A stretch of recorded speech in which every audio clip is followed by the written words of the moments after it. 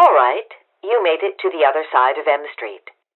Continue down 4th Street in the same direction you were heading before.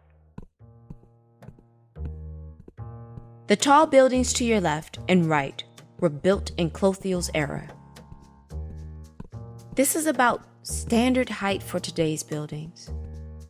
But in the 60s, these buildings were like a revelation. Come to Tiber Island. The view is breathtaking. Clothiel knew the residents she was trying to attract were fleeing to the suburbs. So her plan was all about getting those residents up and away from the chaos, traffic, and sounds of the urban street. Washington's first true waterfront community. And so she designed complexes that literally turned their backs to the streets. I'll show you here. We're going to actually enter the courtyard of Tiber Island. Up ahead on your right, you should see one of Tiber Island's high-rises. And just before that high-rise is a sidewalk leading into Tiber Island. Take that sidewalk to the right. Clothiel didn't design this complex, but it adheres to the principles of her master plan. Like that massive courtyard you see up ahead. The idea here, and in many buildings of the era, was to give residents a place to mingle where there was no automobile traffic. The architects called it a European promenade. I imagine that it scratches this mid-century, middle-class itch to socialize on an elegant European street. But without the cafes and charm of Europe, you're probably not looking at any casual conversation now. Rabbit, whoa! Rabbit, devil crab. Rabbit, whoa! Rabbit. Yeah. You don't have the hustle and bustle, the hawkers, the cars, and the commotion of Mr. Curtis's day. You have more privacy, seclusion, suburbia within the city limits. Rabbit, whoa! Rabbit! Rabbit, whoa! Rabbit! Rabbit, whoa! Rabbit! Keep walking all the way across the courtyard. Stay to the left-hand side. You're headed towards a high-rise labeled South.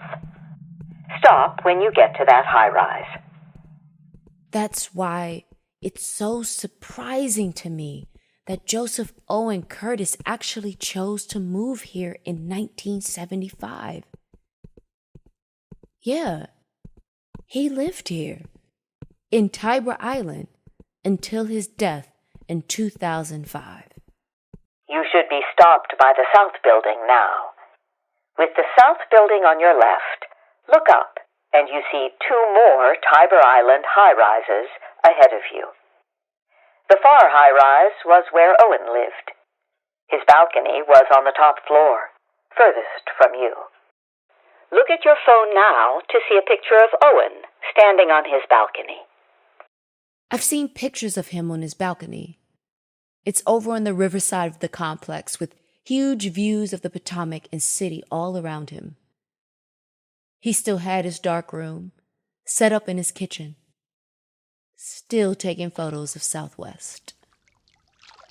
Albeit a different Southwest.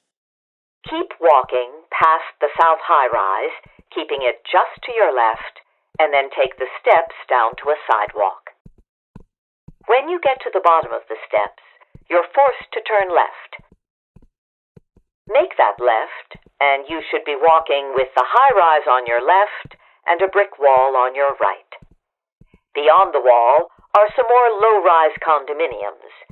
It's all part of Tiber Island.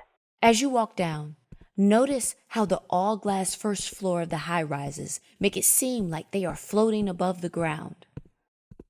From what I read about Clothiel's plan, all this elevation and floating, these giant open spaces were about reclaiming humanity.